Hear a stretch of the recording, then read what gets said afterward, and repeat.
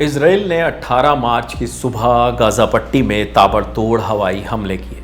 19 जनवरी को हुई सीज़फायर के बाद ये इसराइल की ओर से सबसे बड़ा हमला है। इजरायली सेना यानी आईडीएफ ने दावा किया कि उसने हमास के दर्जनों ठिकानों पर हमला किया है। गाजा के स्वास्थ्य मंत्री के मुताबिक इस हमले में कम से कम 200 लोगों की मौत हुई है।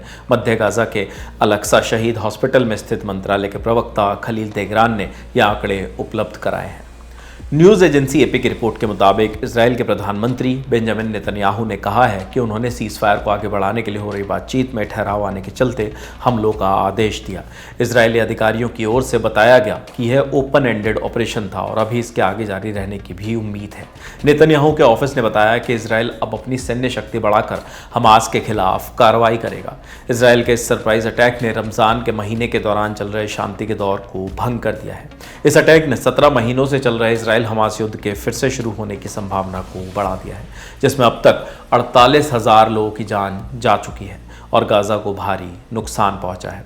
इस हमले के बाद हमास द्वारा बंधक बनाए गए इजरायली नागरिकों की सुरक्षा पर भी सवाल खड़े हो गए हैं, जिनके अभी जिंदा होने की उम्मीद जताई जा रही है। हमास ने एक बयान जारी कर इसराइल के हमले को बिना किसी उकसावे के की जाने वाली कार्रवाई बताते हुए निंदा की है और कहा कि इस हमले ने इजरायली बंधकों की जान को खतरे में डाल दिया है। अमेरिका की ओर से इस हमले को लेकर तत्काल कोई प्रतिक्रिया नहीं आई है, लेकिन वीकेंड में मिस्र और कतर के साथ मध्यस्थता की कोशिशों का नेतृत्व कर रहे अमेरिकी राजदूत स्टीव विटकॉफ ने चेतावनी दी थी। हमास को तुरंत जीवित बंधकों को रिहा करना चाहिए या फिर उन्हें गंभीर परिणाम भुगतने होंगे।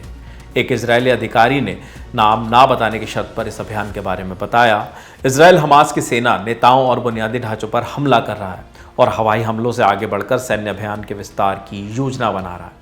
अधिकारी ने हमास पर फिर से हमला करने और नए हमले करने की योजना बनाने का आरोप लगाया। संघर्ष विराम लागू होने के बाद हाल के हफ्तों में हमास के लड़ाके और सुरक्षा बल सड़कों पर वापस आ गए थे।